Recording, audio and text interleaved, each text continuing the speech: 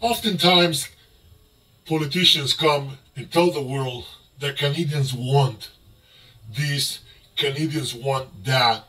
But the truth is, in the last two elections, Canadians have been divided by three political parties: Conservative, Liberals, and NDP. When it comes to Justin telling the world that Canadians want to be an example of climate change, therefore we are willing to pay anything in taxes, that's insanity. It comes from a guy who got less than 30% and he ended up staying in power while making a little trick with the elections laws that we have in Canada. So he ended up making a coalition government with another minority political party, the NDP. So look at this video.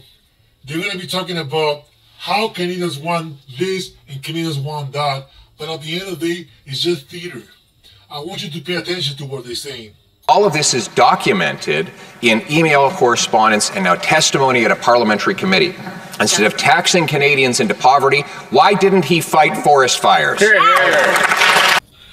When Pierre Poilievre say these things, it looks to me that the government was trying to provoke a mass fire so they can force their narrative of the climate change. What do you guys think? Jasper was one of the most fire-smart communities in the country. Over the past years, residents and leaders within Jasper have been exemplary in making sure they were doing everything they could to protect their community. This fire, Mr. Speaker, was a treetop fire. It jumped from treetop to treetop and through flaming pine cones kilometers ahead of it, which is what set this burn. This is a result of climate change, Mr. Speaker. Climate change he doesn't want to fight. So when Justin said that Pierre doesn't want to fight the climate change, I don't know, I didn't understand. How do you fight climate change? When Canada, from the start, as I told you before, we probably represent 1% of the total emissions around the world. So even if we cease to exist, we will not make a difference in the world because we produce less than 1% of all emissions. The Honourable Leader of the Opposition. Mr. Speaker, that kind of erratic screaming and hollering is not going to tackle the problem of forest fires, screaming about flying pine cones, etc. It's true, the people of Jasper were fire smart. The problem is that the government in Ottawa was fire stupid. They were warned, this government was warned repeatedly over 7 years that they needed to clear the dead wood to prevent the spread of a future fire. Why, instead of bringing in a crippling carbon tax, didn't he clear away the wood and stop leaving a tinderbox to explode? One of the jewels of Canada's natural beauty burned because of climate change. And his focus is trying to blame Ottawa for that. That, Mr. Speaker, is completely irresponsible and shameful. But we have all seen that from this Conservative leader, who would rather try and rile people up and point figures than actually try to solve any of the challenges Canadians are facing, either today with affordability or tomorrow with climate change. That's not leadership. So it's pretty clear right now that after 2020 and all these years, we now understand that the government, whoever is in power, whoever writes the story, winners write the story.